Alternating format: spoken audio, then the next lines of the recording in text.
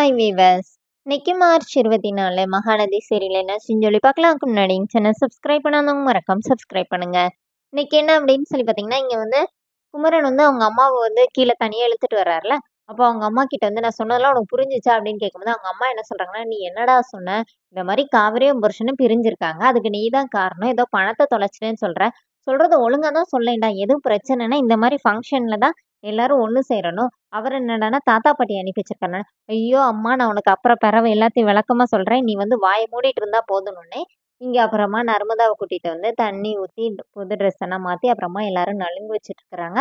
அப்ப வெளியில வந்து அப்படியே வெடி போட்டு கொட்டு சத்தம்லாம் கேக்குதுன்னு சொல்லிட்டு எல்லாரும் வெளியில வந்து பார்க்கும்போது விஜய் வந்து சீர் எடுத்துட்டு வர்றாரு.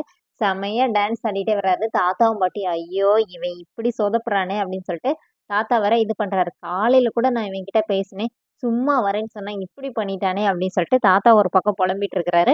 இங்க என்ன ஆகுதுன்னா, குமரனோட அம்மா வந்து இந்த பையன் தான் இந்த ஊர்லயே பிறந்து வளர்ந்தனால இந்த மாதிரி அழகா சீர் எடுத்துட்டு வர்றாரு, நீயும் இருக்கியடா குமரன், இந்த ஊர்ல இப்படிதான் இருப்பாங்க, அமைதியா பண்ணணும்னு சொல்லிட்டு நம்மளும் இப்படி எடுத்துட்டு வந்திருக்கலாம்டா, என்ன அழகா எடுத்துட்டு வரான் பாரு சொல்லிட்டு அவங்க அம்மா வர சொல்லிட்டு இருக்காங்க. குமரன் வந்து இப்ப அவங்க அம்மா கிட்ட வாயை மூடிட்டுருமா அப்படின்னு சொல்றாரு.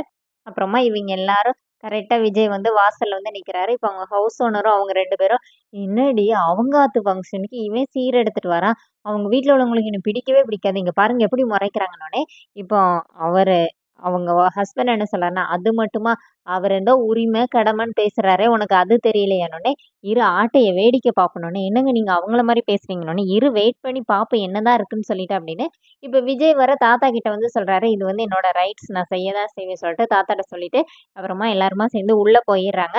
உள்ள போய் அவர் வந்து தட்டனா வச்சோடனே பாட்டி பார்த்துட்டு, நல்ல நிறைவா தாண்டி செஞ்சிருக்கான் அப்படின்னு சொன்னோடனே சாரதா முறைக்கிறாங்க. இப்ப பாட்டி வந்து அமைதியாயிடுறாங்க.